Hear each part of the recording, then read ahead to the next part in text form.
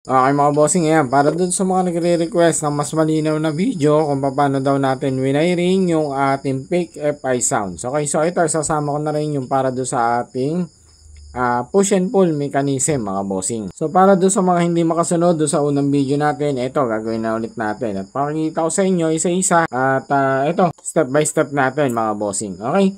So, umpisahin natin yung ating tutorial mga bossing. Ayan, so wala nang edit to mga boss. Diretso na lang. Umpisahan natin mga bossing do sa ating on-off switch para mas madali. Okay? Dito sa ating on-off switch, syempre yung ating on-off switch, meron siyang dalawang wire. Yung ating on-off switch, yung isang wire, ilalagay po ninyo sa positive ng battery o di kaya naman ay sa accessories wire. Yung isang wire naman ng ating on-off switch mga bossing, ay doon po naman ninyo ilalagay. Maglalabas po kayo ng dalawang wire. Ayan, kung makikita nyo, meron tayong separate wire. Isang wire galing sa switch, tapos dalawang wire na magkahiwalay. Yung isang wire na ito mga bossing, dito po ninyo idediretso sa kulay green ng ating push and pull mechanism. Ito siya mga bossing. Kulay green ang push and pull mechanism dun sa isang wire ng ating positive ng ating switch. Para pag binuhay natin, magsusupply siya ng positive dun sa ating push and pull mechanism. Okay? Then yung isang wire naman na galing naman doon sa ating wire pa rin ng ating switch. Ito. Diretso naman yan mga bossing dito sa ating DC positive. Okay? Yung ating DC positive mga bossing, makikita natin yan dito sa likod ng ating module. Sa DC positive ng ating module mga bossing, doon natin lalagay yung ating isang wire na positive na supply ng ating switch. Then pag nagalagay na po ninyo mga bossing dito yung ating DC positive galing sa switch, ayan, dito DC positive. Maglalagay kayo ng isang wire mga boss. Okay? Sisingitan nyo ng isang wire mga boss, then ilalagay po ninyo yan diretso papunta dito sa ating letter B ng ating flash relay. So makikita nyo yan mga bossing, meron tayong letter B dito sa ating flash relay. Okay? At katumbas naman ng ating flash relay na letter B, okay? Ayan, nilagyan na natin ng wire galing switch, diba? Meron tayong itinapulint na wire. Idediretso naman po ninyo yan dito sa number 86 ng padalawang relay. Number 2 relay mga bossing, ilalagay po ninyo itong ating letter B ng ating flash relay. Ayan. So positive pa rin yan, pero pwede nyo rin gamitin number 86, pwede nyo rin kunin doon sa switch, pwede rin nyo kasi positive yun. Tuloy-tuloy lang yan. Okay? So bali ang magiging relay natin is 1, number 1, number 2. Sa number 2 relay, yung number 86 dito mo ilalagay.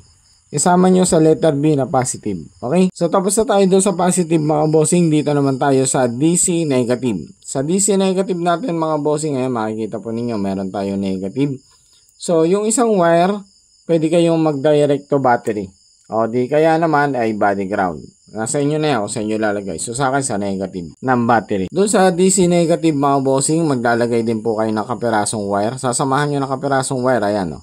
Meron siyang kapirasong wire, ayan, kulay pula. Itatap naman yun yan dito mga bossing sa letter NO. Ayan. NO ng ating module. Pag naipasok natin yung ating DC negative galing dito sa DC negative, papunta dito sa NO, lalabas naman siya mga boss. Papunta naman siya dito sa ating number 30 ng ating dalawang relay.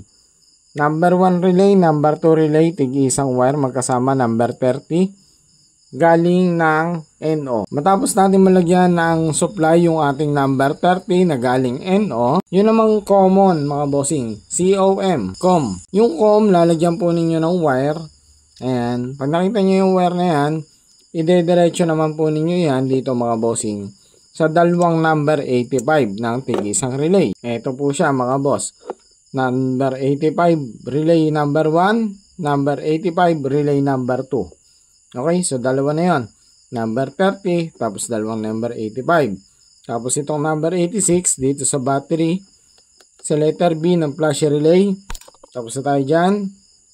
Ito namang number 86 na kabilang relay na number 1 relay, idediretso naman po ninyo yan dito sa letter L. Letter L ng flash relay. Ayan. Makikita nyo mga boss, dito siya nakatap. Letter L, diretso sa number 86 ng number 1 relay. Okay, so tapos na yan. Tapos na yung 86 na nito. Nasa relay ng flash relay. Ito, tapos na rin. So dito naman tayo sa number 87 ng number 1 relay. Yung 87 ng number 1 relay, doon po ninyo itatap sa pulser mga bossing. Lagay po ninyo yan sa pulser. At ito namang number 87 ng number 2 relay, doon naman po niya ididiretso yan mga bossing sa kulay blue ng ating push and pull mechanism. Ito po siya. Ayan. Diretso nyo sa push and pull mechanism. Okay? So ganun lang po yung wiring na ito mga boss. Itong ating module at saka itong dalawang relay at isang flashy relay. So dito naman sa carburetor natin mga bossing, para mapagana siya na tumaas ng ating push and pull. So ang ginawa natin, naglagay tayo ng isang wire mga boss. Ayan. So ito yung wire natin. Ito kung makikita nyo. Ayan. So pinasok natin siya doon sa carburetor. Ito makikita nyo. Dalawa siya. Ayan. So nakapasok lang din siya doon mga bossing. So iwasan lang po ninyo na bawasan po yung dulo. Bahagi ng ating ni-repair na wire. Ito yung mga throttle cable na ni-repair natin. So, tinabasa natin siya na mas maliit. Ayan, so hindi ko na mapakita kasi nakapix na siya eh. Okay, so ginawa ko kasi pinix ko siya para hindi siya gumagalaw. Ayan siya mga boss. Okay, so diskartihan na lang mga bossing kung paano nyo mapipix etong isang wire na to. Ayan o. Diba? So, tumataas na siya. So, once na yung ating push and pull ay gumana, okay, pag ito humila, okay, kasama na yung ating piston. Okay, so ganun lang yung diskarte ko. So hindi ko alam kung yun yung pinakatama. Pero kung meron kayong alam na mas maganda, pwede nyo na i-share dyan para mapag-aralan natin kung alin yung mas maganda. Okay, so open naman tayo mga bossing sa mga suggestion. Ayan, so ito ginawa ko lang kasi napakarami nagre-request sa inyo na gumawa tayo ng ating version mga boss. So yun yung version natin. So successful naman. Kita nyo naman yung una natin ginawa na smash. Goods naman mga bossing at gumagana. So ito, antabayan ninyo para sa mga nakasusuki Thunder, sa mga Pantra. Ayan, so ito mga bossing yung wiring natin. So, pwede nyo na rin gayahin. Antabayan nyo na lang yung finished product natin dito pag napapagana na natin, napapaputok na natin. Kasi wala pa sa tono yung ating carburetor kasi itong motor natin ay naka-stock lang. Okay? So, yun lang mga bossing. Maraming salamat. So, dagdag ko nga lang pala mga bossing. Kapag magseset nga pala kayo ng timer dito sa ating timer relay para maiwasan po ninyo na masunog yung ating push and pull mechanism. Kasi marami nagme-message na susunog daw. So, pinakamaganda dyan mga bossing, wag na po ninyong pagtatagalin na gumagana yung ating push and pull. Yung mas matagal yung engagement. So, mas maganda set nyo na lang siya 1.5, 1.4 yung tagal ng paggana niya.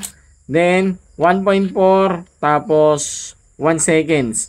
Yung kasi yung set ng timer ko mga bossing. So hindi siya nasusunog kapag ganun lang mabilis. Pero pagka matagal po siya nag-engage na nakaganito, ayan. So mas matagal, let's say 2 seconds na siya nakaganyan. Possible po talaga nasusunog yun. So nangyari yan sa akin nung una natin tinesting, yung una natin ginawa. Matagal yung ating ginawa setting, so nasunog po siya. So mas maganda, mas mabilis, 1.5, 1.4 seconds. Babalik na po siya ulit para hindi po nasusunog yung ating push and pull. Okay? So ayun lang mga boss.